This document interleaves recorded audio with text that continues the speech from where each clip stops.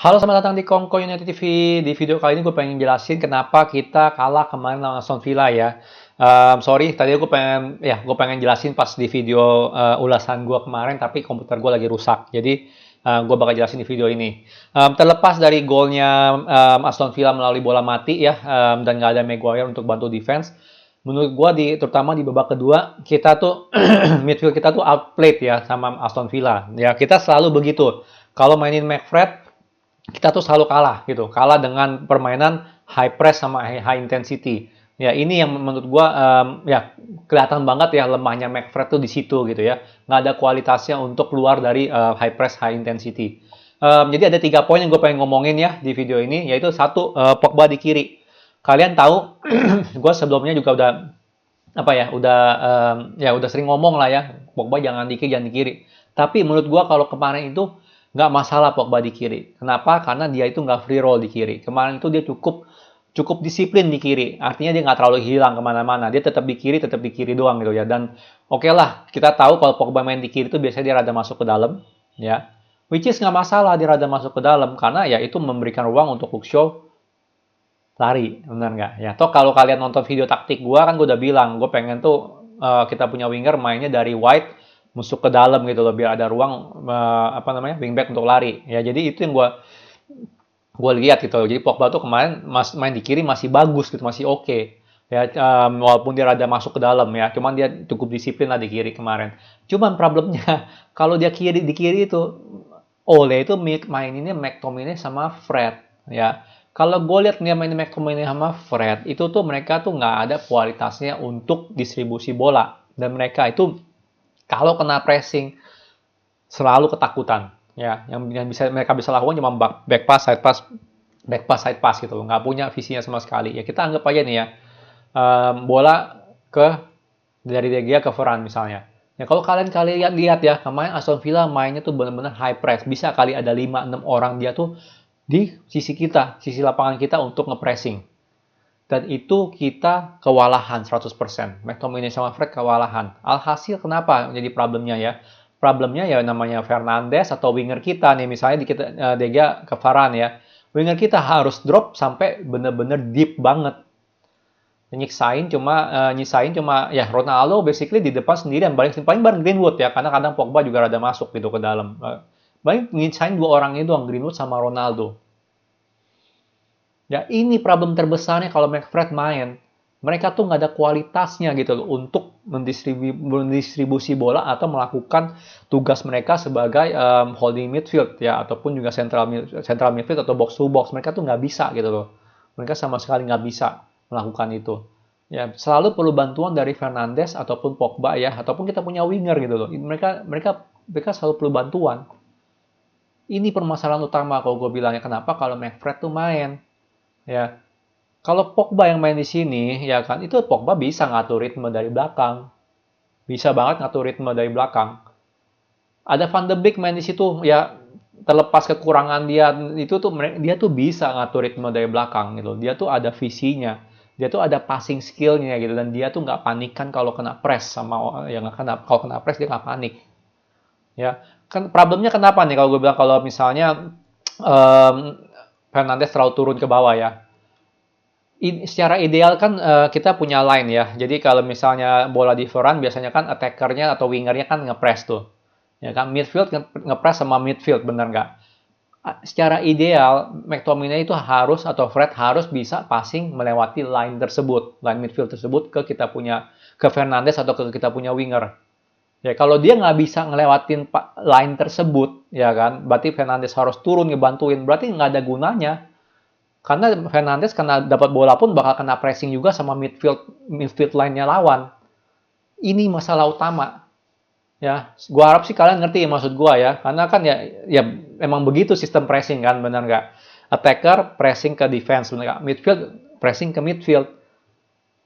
Ya, midfield line pressing ke midfield line. Kalau midfield line kita nggak bisa keluarin bola dari midfield line lawan ya, dari pressingan midfield line-nya lawan, ya berarti Fernandes harus turun bareng ke midfield line-nya juga. Artinya kita belum lewatin bola dari midfield line-nya lawan.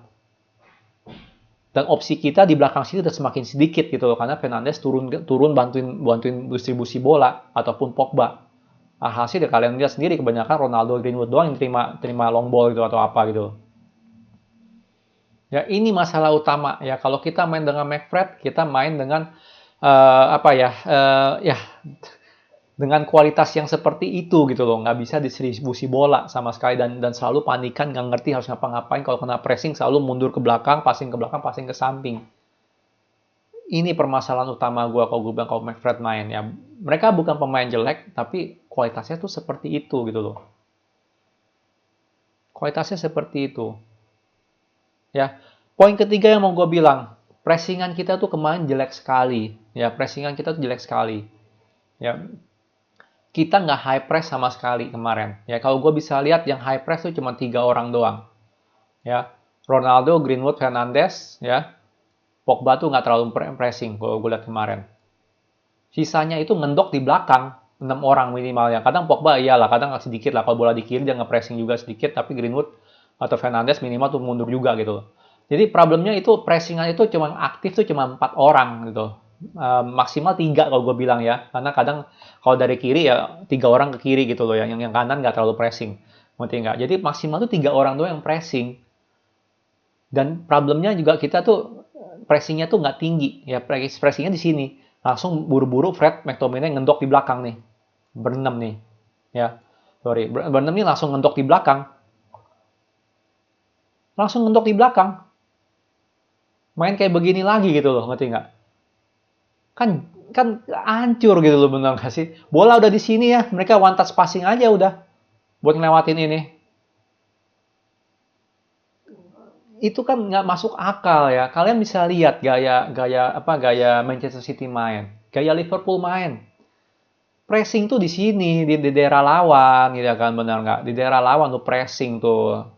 Pressing ya, bukan cuma 4 orang doang, ini juga bantu pressing ya. Seperti ini nih kalau mau lihat nih, kalau kita pressing tuh seperti ini harusnya nih, tinggal dua center back ini tugasnya sebenarnya harusnya jagain long ball. Ya, jagain long ball. Udah itu doang. Karena kalau lu pressing high seperti ini, ya kan, defender mereka nggak bisa ngapa-ngapain, midfield mereka juga mati sama kita nih. Ya, sama kita punya wingback, sama kita punya holding, sama kita mati semuanya. Tinggal 2 orang itu jagain striker lawan. Tinggal 2 orang ini doang buat jaga striker lawan gitu loh kalau long ball. Ya, ini yang gue kagak ngerti sama sekali kenapa nggak dilakukan sama Ole. Ya, setiap kali kalau mainin McTominay Fred, ya musuh nyerang, ini mundur ke sini, ini mundur ke sini, ini mundur sini, ngendok di belakang siap-siap gitu loh untuk parkir, setengah parkir bus, sorry. Setengah parkir bus, ngerti nggak? Aduh, ini kayak error dulu. Ya, ini selalu begini nih untuk ngatur, ya selalu seperti ini. Dan bahkan dia nggak pressing dari situ, nggak pressingnya dari sini. Udah deket-deket tengah lapangan. Ya, ini 6 orang ngendok di belakang. Ini masalah utama gitu loh. Kita main bola bukan, jadi jangan lawan Aston Villa doang, jangan parkir bus kayak begini, setengah parkir bus, sorry, jangan setengah parkir bus kayak begini. Intensitas passingnya tuh harus lebih bagus. Ya, ini kan Aston Villa isinya kan McFred semua. Kualitas McFred semua, bener nggak? Yang kena pressing pasti dia takut gitu loh, back pass atau side pass. Dan bisa melakukan kesalahan. Kenapa kita harus main kayak setengah parkir bus begini gitu loh? Ya ini sih gue bilang sih dari dulu Ole itu main kayak begini. Kalau lu main Manchester City, gue ngerti kenapa lu main begini. Ya kan? Bahkan kemarin kalau kalian nonton Chelsea aja parkir bus gila-gilaan, lebih gila lagi tuh dari Ole. Lebih kronis lagi dari Ole.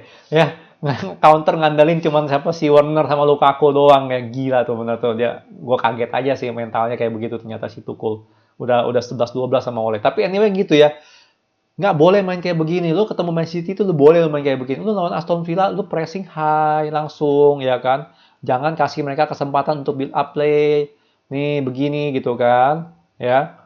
Tuh tinggi gitu line-nya. Kita pressing semua. Ini di belakang cuma 2 orang buat jagain long ball. Ya udah beli Ferran buat apa gitu loh, bener nggak? Buat apa kita ngendok di belakang gitu loh buat jagain backline kita. Lu langsung matiin di tengah sama di depan. Jangan kasih kesempatan sama sekali. Apalagi lawan Aston Villa yang kualitasnya McFred semua. Ini gue bilang nih dua kesalahan ini yang menurut gue fatal. Jadi bukan gara-gara Pogba di kiri, ya bukan gara-gara kita Maguire cedera nggak ada yang jagain corner atau apa. Tapi dari gameplay sendiri ya, menurut gue sirkulasi bola pas menyerang udah lumayan oke, nggak terlalu jelek, terutama babak pertama. Tapi babak kedua kita mati karena pressingannya mereka gitu, dan kita nggak pernah nge-pressing dengan bagus. Kita selalu parkir bus di belakang, yang ngandelin counter gitu loh. Ngapain lu lawan Aston Villa ngandelin counter? Mental lu di mana le gitu kan, lu terlalu takut kalah, harusnya lu pressing high kayak begini, main kayak Manchester City gitu loh, bener nggak, main kayak Liverpool, main kayak juara ya. Lu lawan tim katro, lu pressing high langsung ya. Mereka bahkan kalau ketemu yang jago pun pasti pressing high gitu loh, bener nggak ya. Ini kalau gue bilang sih bener-bener yang Ole harus rubah ya. Kalau dia tetap obsesi sama McFred ngendok di belakang yang ngandelin counter gitu kan ya, kayak begini ya, 6 orang di belakang bola seperti ini, ya sorry nih kalau ini lagi, ya kan. Ini ya ya susah lah, berat gitu loh, bener nggak? Kenapa gitu untuk lawan kayak Aston Villa lu harus kayak begini, lawan Young Boys lu kayak begini gitu loh. Ya menurut gua sih ini penting banget ya untuk oleh perhatikan ya ke depannya juga ya, karena kita ya kita itu kan Manchester United, benar nggak? Kita itu tim unggulan, materi pemain kita nih dengan gampangnya harusnya bisa juara IPL gitu loh, benar nggak? Kalau manajernya tepat. Tapi kenapa pas lawan kayak Aston Villa kemarin aja kita main kayak begini gitu loh, setengah parkir bus seperti ini. Apakah itu instruksi dari Ole atau apakah McTominay Fred yang nggak mampu? Ya, kalau secara kualitas emang dia nggak mampu keluar dari pressingan gitu. Tapi kalau secara sistem, menurut gue ini sistemnya Ole yang salah sama 100%. Kagak mau pressing high sama sekali. Ya, kalau lu pressing high ya, tips sebagus apapun ya, itu pasti bisa melakukan kesalahan. Karena lu kena press, bener nggak? Dari depan. Lini belakang lu kena press, lini tengah lu kena press. Striker lu nggak bisa ngapain, nggak dapet bola. Ya kan, makanya gue bilang gunanya itu dua di center back di belakang tuh ya buat long ball-nya doang gitu loh. Kalau lu udah nge-press dari sini, ya kan, mereka nggak bisa ngapa-ngapain strikernya, ya kan, strikernya tinggal dijaga dua orang doang gini gitu loh, udah mati di tengah duluan di daerah lawan ya. Jadi itulah yang kalau gue bilang ya, nggak bisa ngomong dari permainan kita kemarin ya, kenapa kita bisa kalah ya, bukan kalah karena kalah juga, tapi permainannya kita juga gameplaynya sangat kalah ya, karena ya bukan karena Pogba satu ya, yang kedua ya karena McFred emang nggak punya kualitasnya untuk keluar dari pressingan ya, atau ketenangannya gitu untuk mendistribusi bola segala macam, mereka nggak punya kualitasnya. Dan yang ketiga ya emang sistem pressingan kita tuh katro abis gitu loh ya kan. Sistem kita tuh kemarin main udah kayak apa ya, udah kayak setengah parkir bus ya. 6 orang ngendok di belakang, bahkan bisa lebih kadang ya kan, 7 bisa kali menang, Fernandes juga suka turun. Ya sisanya tinggal dari long ball, yang gimana cuma Ronaldo sama Greenwood doang di depan. Kan katro kayak begitu, bener nggak ya? Abis gitu, bener-bener gue nggak habis pikir lah. Bener-bener nggak habis pikir ya. Oke, gimana? Kalian ada lihat apa nggak gitu yang gue miss kemarin ya? Atau anyway, gue apa ya? Kalian pasti bisa lihat juga lah ya. Mungkin kalau ada yang lain yang gue miss, yang gue nggak ngomongin di sini, tolong di komen ya. Problemnya apa lagi ya? Tapi kalau menurut gue sih dari segi kualitas McFred sama ya, terutama kualitas McFred sama pressingannya Ole lah, sistem permainannya Ole yang menurut gue katro, yang setengah parkir bus ya. Kalau gue bilang ya, itu definisi gue gitu loh ya. Oke, sekian video dari gue. Kalau suka jangan lupa like, subscribe, and thank you for watching.